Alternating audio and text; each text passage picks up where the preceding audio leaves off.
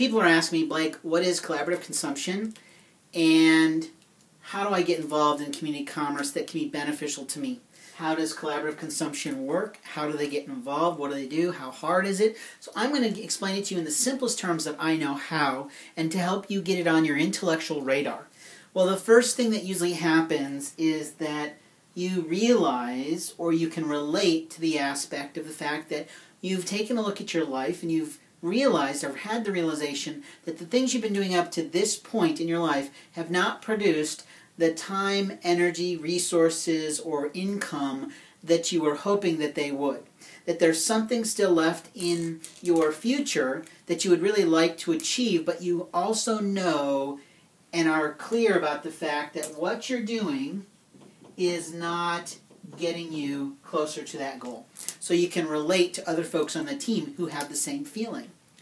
The second thing that you're going to do is you're going to automate, okay? And you're going to start to automate a process that moves you closer towards those aspirations, goals, and dreams that you have.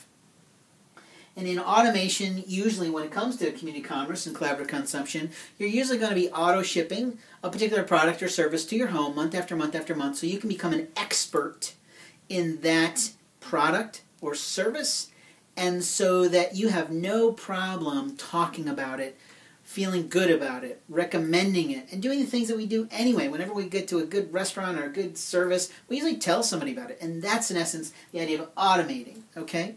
Now, the third thing that you're going to do is you are going to delegate. And what I mean by delegating is you are going to trust me, who's invited you out to learn about this, with helping you create what I like to call in my marketing world a brand strategy.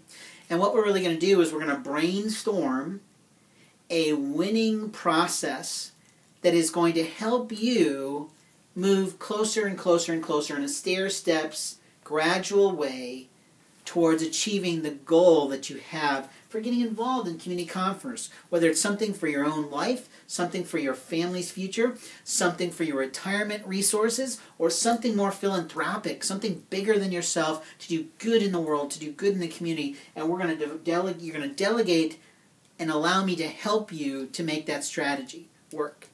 All right, the fourth thing you're going to do is you are going to activate. Now, in order to activate your community commerce project, you're going to be thinking about 3 to 5 people that you already know, like, trust in your life that you think, gosh, you know, I would really like to spend more time with that person, and I bet you they have a few goals, talents, skills that they could lend to this project.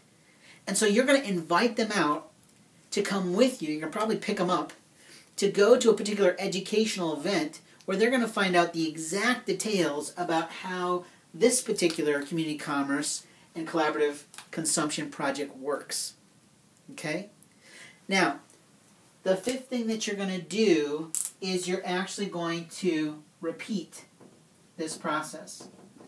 Because the reality is, our number one responsibility in any community commerce project, in any collaborative consumption project, is developing and maintaining long-term relationships in our life and in this project. So that means that you need a disciplined and duplicatable process that you can manage within the constructs of the rest of your life. And so you're going to find a way, and we're going to teach you a way, a system actually, a blueprint, if you will, for repeating this process. Okay?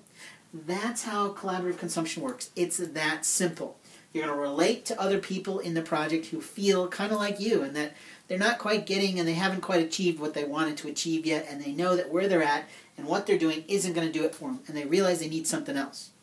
Then they're going to automate themselves and start to automate the process of moving closer and closer, month after month, towards the dream that they really have. Then they're going to delegate. They're going to allow other people, myself and perhaps one of my team leaders, to help them to build a strategy that works specific to them. Then they're going to activate by starting to invite people to become involved in this project. And then finally, they're going to create a repeatable system that they can do within the time management and the limitations, the responsibilities, the accountabilities that they already have going on in their life to make this system work. This is not a fast, short-term project. This is kind of a gradual, long-term relationship that we're building here. And in doing so, that's where the power comes in. So this is creating a radar. You relate, you automate, you delegate, you activate, and you repeat. It's that simple.